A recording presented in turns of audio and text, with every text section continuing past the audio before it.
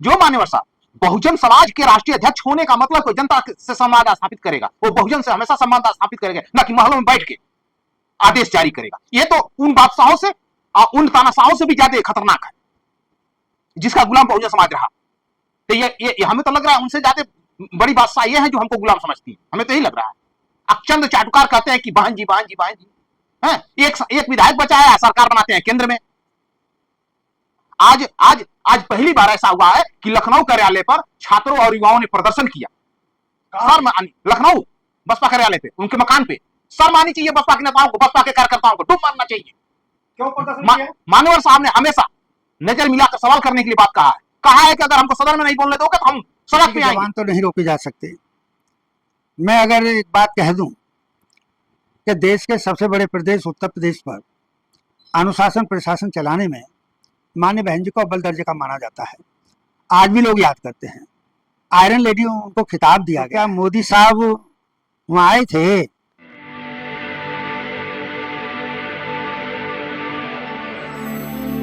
मैं एक सामाजिक कार्यकर्ता हूं, दलित समाज से आता हूं। 2007 में हाटा कुशीनगर से मैं विधायक का चुनाव भी लड़ा। चुनाव लड़ने के बाद काफी संघर्षों का मेरा एक जीवन रहा। बसपा सरकार में भी डायरेक्ट मुख्यमंत्री से लड़ाई, सामाजिक मुद्दों को लेकर रही। सपा सरकार में इंदिरा आवास घोटाला, रानी बाई पेंशन घोटाला, तमाम का उजागर करने के साथ ही तमाम मैं जिस जनपद में रहता हूँ बहुत सारे रोड जो है कि टूटे फूटे तमाम व्यवस्थाएं थी, उसके लिए संघर्ष करना। लेकिन हाँ ये रहा कि मैं सिंगल चलता था, अकेले चलता था तो मैं रोड पे नहीं निकला। लेकिन मैंने प्रशासनिक अमले को लेकर के और सचिवालय से लेकर के और उसमें तमाम जगहों पे, तमाम मीडिया अखबारों में भी वो सारी चीजें मेरी चली हैं। और एक बार नहीं, पता नहीं, हमको याद नहीं कि मेरे मुद्दों को विपक्ष के विधायकों द्वारा लखनऊ विधानसभा के अंदर कितने बार उठाया गया होगा और सफलताएं मिली, लड़ाई लड़े। लेकिन संयोग की सरकार बदली लेकिन व्यवस्थाएं नहीं बदली, आज भी वही कंडीशन। मेरे पिताजी एक संत थे, कबीरपंथी थे, कबीरपंथ से हम भी जुड़े हुए हैं। और मैं एक आपको अपनी जीवन घटना बताऊं।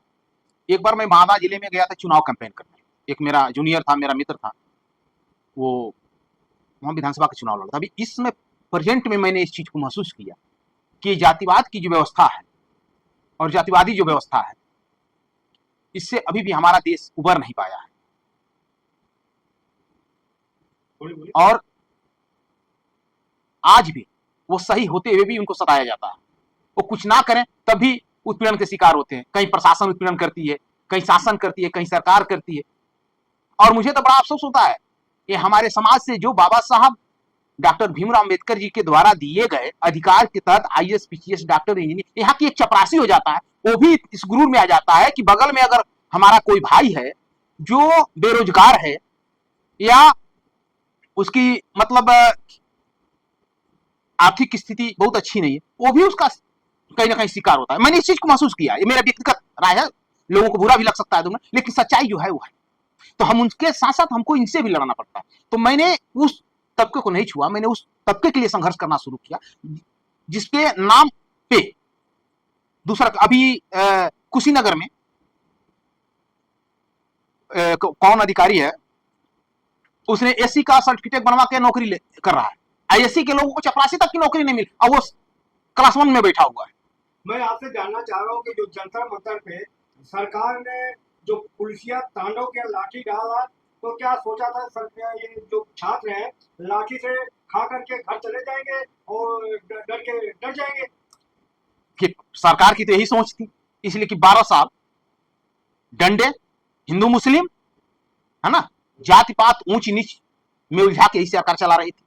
इस बार उसको ऐसे ही लगा कि ये मुट्ठी बर्दाश्त हो युवा है, क्या कर लेंगे। लेकिन उनको पता नहीं है कि हमारे गांव में एक कहावत होती है छप्पर, लेकिन उसकी जो ओरवन होती है, जो नीचे बांस वगैरह लगा के बांध करके या फिर वो पतले कांटे कटीले तार से बांधे जाते हैं।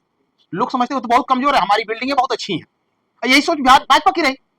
लेकिन ये भूल जाते हैं कि जो उसमें तार बंधा है ना, वो उनकी जीवन को खत्म कर सकती है। और वही कहावत आज आपका चरितार्थ हुई है, जो सही है हकीकत। मैं कह रहा हूँ कि ये पेपर लीक का मुद्दा जो बनाया गया है, पेपर लीक तो कांग्रेस के भी शासन में था, उसमें भी पेपर लीक होता, लेकिन बीजेपी के हिसाब से क्यों मुद्दा बनाया गया paper leak? Paper Dharmendra Pradhan इस्तीफा मांगा। देखिए, सरकार कुर्सी तो खाली नहीं रही, कोई ना कोई तो सरकार चलाया, भाजपा चलाए, कांग्रेस चलाए या अदर जो भी पार्टी के चलाए, है ना। लेकिन उसमें नैतिकता होनी चाहिए, संविधान के प्रति निष्ठा होनी चाहिए। यहां तो सीधे संविधान को ताक पे रख दिया गया ना। 12 साल में सैकड़ों पेपर लीक हुए, कार्रवाई कितने लोगों पे हुई? अभी इसके पहले जो नीट पेपर लीक का क्या मुद्दा था जिस पर सीबीआई जांच चल रही थी, अभी क्लोजर रिपोर्ट लगाई है।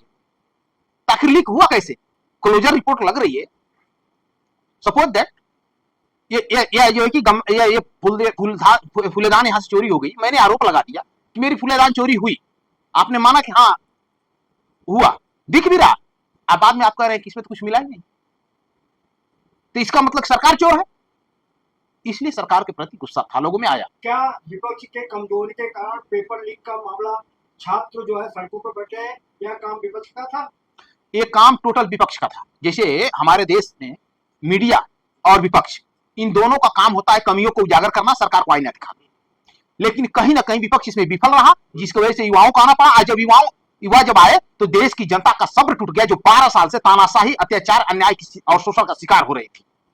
और वह सारा गुस्सा इस छात्र युवा आंदोलन के माध्यम से जनता ने, देश की जनता ने उनको बताने का काम किया। सर मैं कह रहा हूँ, जब विपक्ष चुप हो जाए, दुबक के बैठ जाए और बीजेपी में जाने लगे तो समझ लेना चाहिए कि सरकार बरमाना करेगी। 100%। आप जितने भी बीजेपी में आज जितने सांसद हैं, उसमें ज्यादातर सांसद कांग्रेस, बहुजन समाज पार्टी, समाजवादी पार्टी, तृणमूल कांग्रेस, बाला ठाकरे की जो पार्टी थी क्या, शिवसेना, है ना, इन तमाम दलों से आए। ये किस दम पे आए? पैसे के दम पे। किस दम पे आए? डर और भय दिखा के। ईडी, सीबीआई और, है ना, कोर्ट में जो मनुवादी जजेज बैठे हैं, जिनके फैसले पारदर्शी तरीके से नहीं आ रहे, संविधान और उसका मखौल उड़ाया जा रहा, उससे भयभीत होकर ये आज सत्ता में। मानव काशीराम ने कहा था, मजबूत नहीं मजबूर सरकार जनता की बात सुनती है। बिल्कुल, हम इससे सहमत हैं। हम इससे सहमत इसलिए है, देखिए, जब आप पूर्ण बहुमत दे देते हैं तो प्रधानमंत्री हो या उसके सरकार के मंत्री हो या उसके सांसद विधायक जो भी हो, वो अपने आप को हुक्मरान समझने लगते हैं। जबकि सच्चाई है कि वो देश के नौकर हैं, देश की जनता के नौकर हैं। वो उनको इसलिए बैठाया गया कि संविधान के तहत जो भारत की मूल अधिकार है, संवैधानिक व्यवस्था है, उसको आप लागू करें। लेकिन ये उसका उपयोग अपने स्वयं के लिए, अपने बाल बच्चों, अपने रिश्तेदार और अपने दोस्त मित्रों के लिए करना शुरू कर देते हैं। देश की जनता के वोट हक अधिकार के तहत जो इनको अधिकार मिला उसको भूल जाते हैं। सर अटल जी ने भी कहा था कि अगर चोर आए और कुत्ता भौंकना बंद कर दे, इसका मतलब कुत्ता चोर को जानता है। बिल्कुल 100%। अभी जो हमारे यहाँ यूपी में अयोध्या मंदिर चोरी हुई है ना, जांच शुरू हो गई, एफआईआर बाद में। वो भी जो मगरमच्छ है वो नहीं पकड़ा जा रहा है, जो मांस का टुकड़ा फेंका गया वो मांस का टुकड़ा सिर्फ उठाया जा रहा है। मगरमच्छ कब पकड़ा जाएगा? और उस पर कोई जो है ना अंधभक्त सफाई दे रहा है, ना आरएसएस बोल रही है, ना देश का प्रधान। भाई वो जो कमेटियां बनाई देश के प्रधानमंत्री ने बनाया ना, प्रधानमंत्री बोल रही है, तो इसका मतलब कि चोरों का सरदार मिला हुआ। 100%। सर मैं अगर आप कहेंगे कि महंगाई बढ़ी है, भ्रष्टाचार बढ़ा है, मंदिर में चोरी हुई है, तो अंधभक्त कहेंगे सब बदनाम किया जा रहा है, जय श्री राम। ये वही है ना। आज जो ये अंधभक्त है, आज जो जय श्री राम आज जो ये कह रहे हैं, है ना, मैं जय श्री राम बोलने का विरोध नहीं, मैं जय श्री राम शब्दों का विरोध नहीं कर रहा हूँ, इनके अंधभक्ति का विरोध कर रहा हूँ। और ये वही लोग हैं, इनको कब समझ में आएगा? जिस तरह से हिटलर के शासन में ये अंधभक्तों की जब चड्डी तक उतरना शुरू हुई, तब इन सबको लगा कि हिटलर तानाशाह, हिटलर गलत है। उसी तरह से जब तक इन लोग अंधभक्तों की चड्डी न निकलने लगे, ये गोदी मीडिया वालों, है ना, कि धुलाई होना शुरू हो, जब तक वॉशिंग मशीन में इनको ना डाला, देश की जनता डालना शुरू करे, तब तक इनको समझ में नहीं आएगा कि चौकीदार ही चोर है। सर क्या बहन जी बीजेपी से प्रेरणा ले रही है? अभी तक छात्रों से मिलने नहीं गई, क्या ये छात्र सर्जन के बच्चे नहीं थे? बहन जी को मैं क्या कहूं, शायद आज मुझे नहीं कहना चाहिए, क्योंकि मैं बहुजन का डेराइज हूं, है ना। एक जमाना से जब बहुजन का गठन हुआ तब से हम लोग सक्रिय एक कार्यकर्ता के रूप में रहे। बहुत मेरी कम उम्र थी, फिर भी हम झंडा लेकर दौड़ते रहे, ये मेरी पार्टी है, मेरी पार्टी है, और हमने संघर्ष भी किया। आपके तमाम बाइटों में हमने उसका जिक्र भी किया है। अगर आत्मा परमात्मा की बात सही होगी तो आज मान्यवर साहब की आत्मा भी कहीं होगी तो देख के आज बड़ा दुखी होगी, मैंने किसी शिष्य को के सर पे हाथ रख दिया। जो मान्यवर साहब बहुजन समाज के राष्ट्रीय अध्यक्ष होने का मतलब कोई जनता से संवाद स्थापित करेगा, वो बहुजन से हमेशा संवाद स्थापित करेगा, ना कि महलों में बैठ के आदेश जारी करेगा। ये तो उन बादशाहों से, उन तानाशाहों से भी ज्यादा खतरनाक है, जिसका गुलाम बहुजन समाज रहा। तो ये हमें तो लग रहा है उनसे ज्यादा बड़ी बादशाह ये है जो हमको गुलाम समझती है, हमें तो यही लग रहा है। अक्षंद चाटुकार कहते हैं कि बहन जी बहन जी बहन जी है। एक विधायक बचा है, सरकार बनाते हैं केंद्र में। आज आज आज पहली बार ऐसा हुआ है कि लखनऊ कार्यालय पर छात्रों और युवाओं ने प्रदर्शन किया। लखनऊ बसपा कार्यालय पे, उनके मकान पे शर्म आनी चाहिए बसपा के नेताओं को, बसपा के कार्यकर्ताओं को डूब मारना चाहिए। क्यों प्रदर्शन किया? मान्यवर साहब ने हमेशा नजर मिलाकर सवाल करने के लिए बात कहा है कि अगर हमको सदन में नहीं बोलने दोगे तो हम सड़क पे आएंगे। उस आंदोलन को बहन कुमारी मायावती जी ने बंद कराने का काम किया। ये कौन होती है कि जो बाबा साहब ने हमें संविधान का अधिकार दिया आंदोलन का संघर्ष का, उसको करिए कि गलत है? ये कौन होती है? कानून में हाथ में नहीं करती, रोड पे नहीं वो संघर्ष करती, नहीं, आंदोलन करना हमारा अधिकार है, कानून हाथ में नहीं है। हमको जब न्याय नहीं मिलेगा तो मजबूरी हमें रोड पे आना पड़ेगा। झाड़ू और डंडा हमको बांध के घुमाया जाता था। तमाम दुश्वारियां हमारा समाज झेला है, और किन परिस्थितियों से गुजरने के बाद बाबा साहब जैसे महामानव का आगमन हुआ हमारे समाज में, और आज हम इस स्थिति में हैं। और आज बाबा साहब के दिए हुए अधिकार को भी तुम गलत मान रही हो। मान्यवर साहब के उस कहे हुए वक्तव्य को, क्या मान्यवर साहब जब आंदोलन करते थे जंतर मंतर पे जगह जगह, इसका मतलब कि मान्यवर साहब गलत है? बहन जी की इस व्यक्ति से स्पष्ट होता है ना कि मान्यवर साहब गलत है।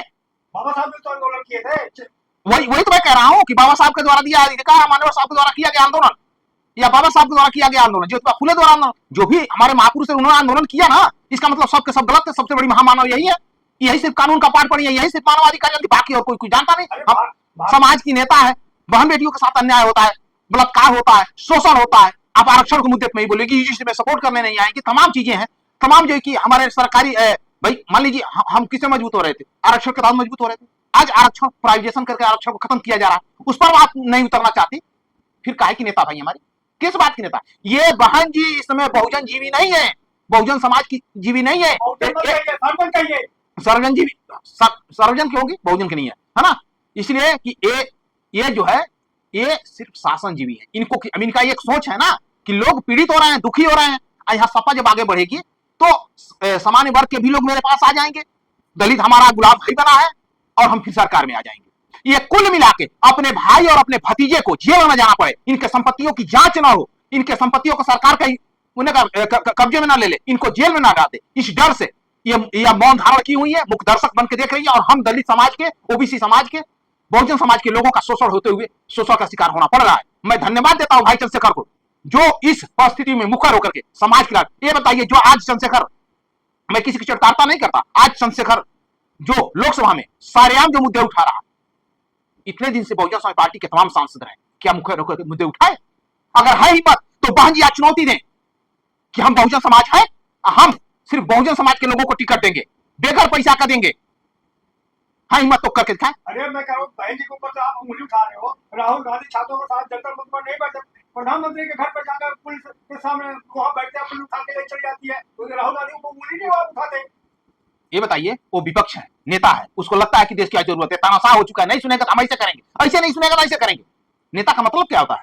सरकार में आए तो महल बनवा दें, और सरकार में ना रहे तो तुम्हारी बहन बेटियों को उठा के लेके जाए, हमें कोई फर्क नहीं पड़ता। और खिचड़ी पकाएंगे, जाएंगे जंतर मंतर पर नहीं, और चले जाएंगे प्रधानमंत्री के आवास के पास। बिल्कुल सही किया, मैं सहमत हूं, मैं सहमत हूं।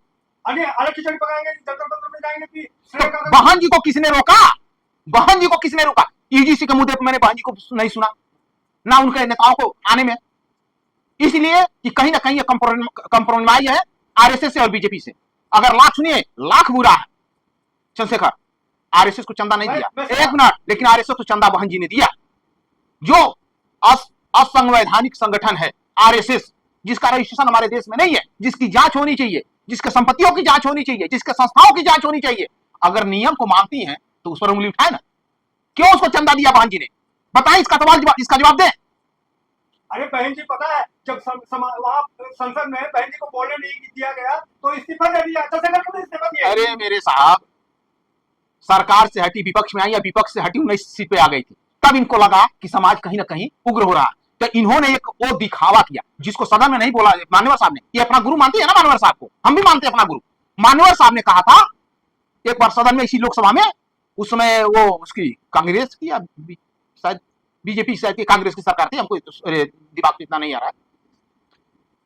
मैंने सुना कि तुम मुझे सदन में नहीं बोलने देते, वो कह रहे हो टाइम खत्म हो गया, तो मेरा टाइम है सड़क, तो मैं सड़क पे चलता हूं बोलने के लिए।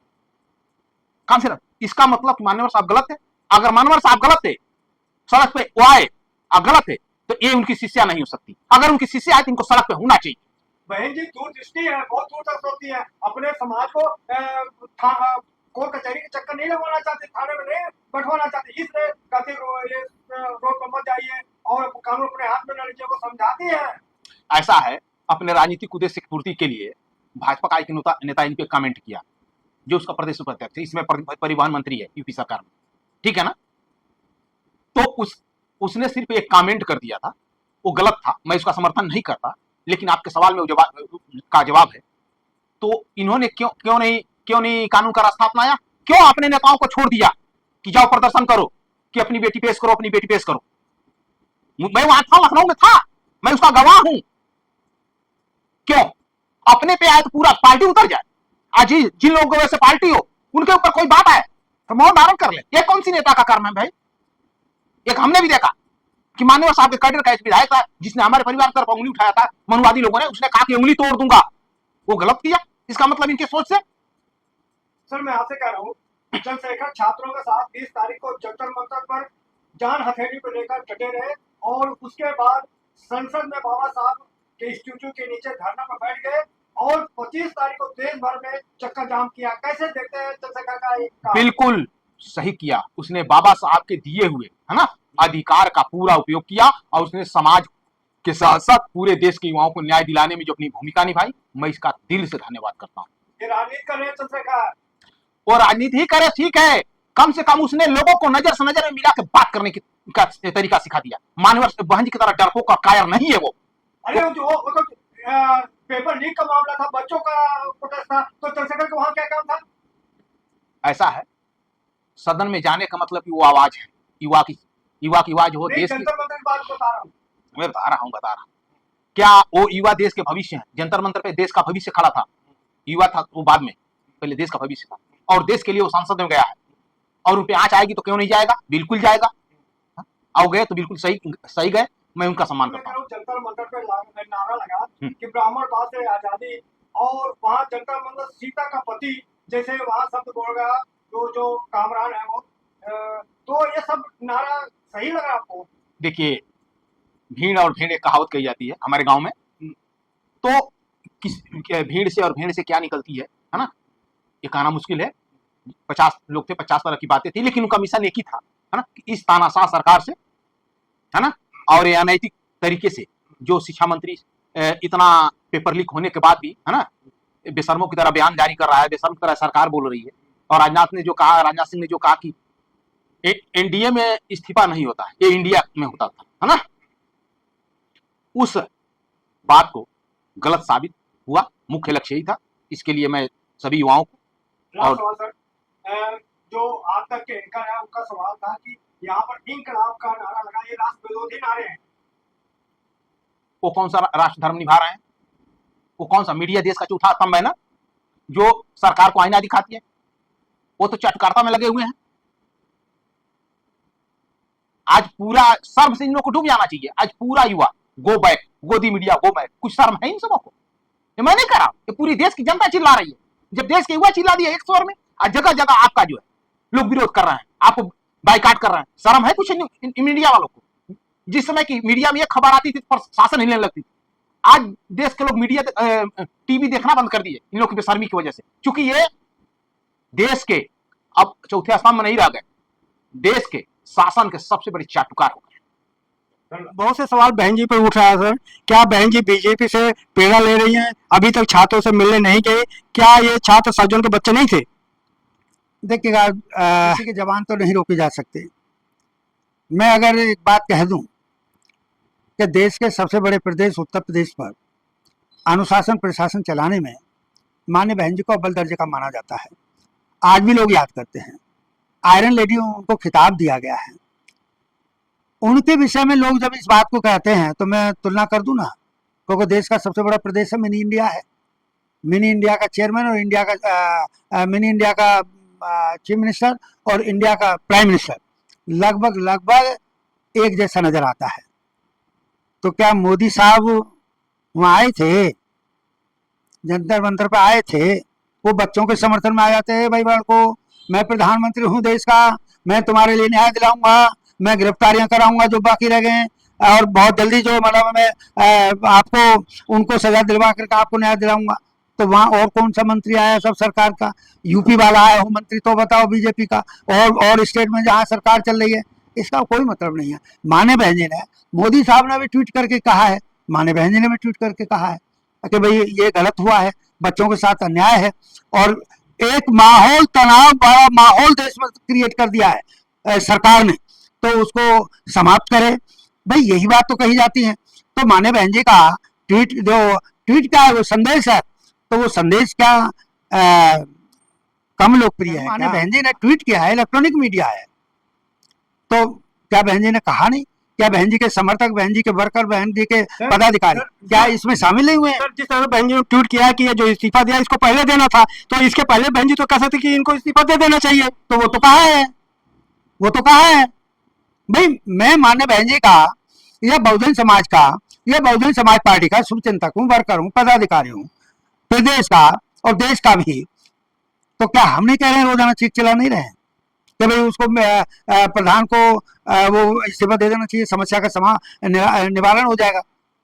तो माननीय बहन जी ने भी कहा है, हमारे विधायक हैं अलग अलग स्टेट पर, उन्होंने भी कहा है इस बात को। अब मान लीजिए भाई वो तो ये बात हो गई, तो मान लीजिए आज के टाइम में राजनीतिक क्षेत्र में हमारे पास उतने विधायक और उतने सांसद नहीं है, तो लोग बाग हमको दूसरी निगाह से देखेंगे, तो ये तो उनकी मंशा ठीक नहीं है। नहीं तो मुझे बताओ, हमसे ज्यादा कौन चीखा चिल्ला है?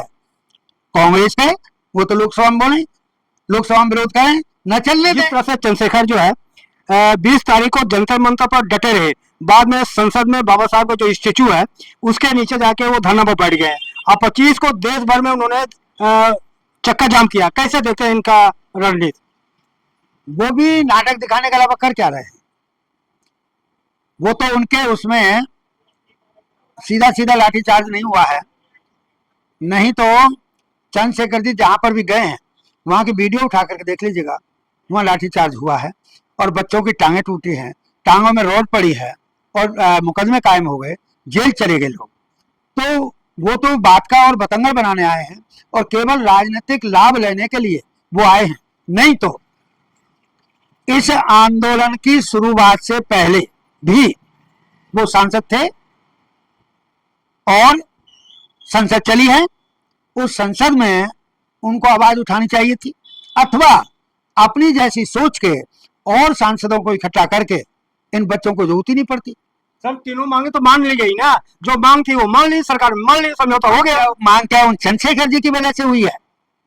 उनकी वजह से नहीं हुई है, न किसी राहुल जी की वजह से हुई है, न किसी अखिलेश यादव जी की वजह से हुई है, न और किसी लीडर की वजह से हुई है। अरे भाई, अगर ये मांग पूरी हुई है, चूंकि सभ्य तरीके से अपनी बात, जो सीजेपी है, उनके जो लोग हैं, उनके संस्थापक लोग हैं और उनके समर्थक लोग हैं, उनके साथ देने वाले लोग हैं, उन लोगों ने बेहतरीन तरीके से अपनी युवा शक्ति का सदुपयोग किया है, अपनी आवाज उठाई है, और जो उन्होंने शर्त रखी थी उसी शर्त पर आमादे रहे हैं, वो इधर से उधर नहीं ले। जबकि बांगचुक साहब ओरल मान लें, लिखित में दे दें, उसमें एक वेरिएशन आ जाता है, लेकिन इनकी डिमांड में कोई वेरिएशन नहीं थी। जो शुरू की डिमांड थी कि भाई इस्तीफा दें, तो उन्होंने व्यक्तिगत लाभ के लिए तो इस्तीफा मांगा नहीं, उन्होंने बच्चों के उसके लिए इस्तीफा की बात कही, और उन्होंने ये कहा कि भाई जो बच्चे नीट की एग्जाम में फेल होने पर सुसाइड कर लिया, तो उनके परिवार वाले लोगों को मुआवजा दे सरकार, तो सरकार की जिम्मेदारी बनती है। सरकार की जिम्मेदारी के प्रति उन्होंने तो उनको और आगाह किया है सरकार को कि भाई ये आपकी फंडामेंटल जिम्मेदारी बनती थी, ये आपने पूरी नहीं की, करो। तो साथियों, देख सकते हैं कि हमारी बड़ी लंबी बातचीत हुई। आप हमारी बातचीत को कैसे देखते हैं? अगर आप हमारे चैनल पर नए हैं, चैनल को सब्सक्राइब करें, लाइक करें, कमेंट करें। और आपसे एक विनती और है, अगर आप हमारा काम से पसंद है तो हमें आर्थिक मदद भी दें, हमारे ज्वाइन बटन को दबाएं, ताकि आपका आवाज ऐसे निरंतर मैं उठाता रहूं। धन्यवाद। हाँ, बोलिए सर।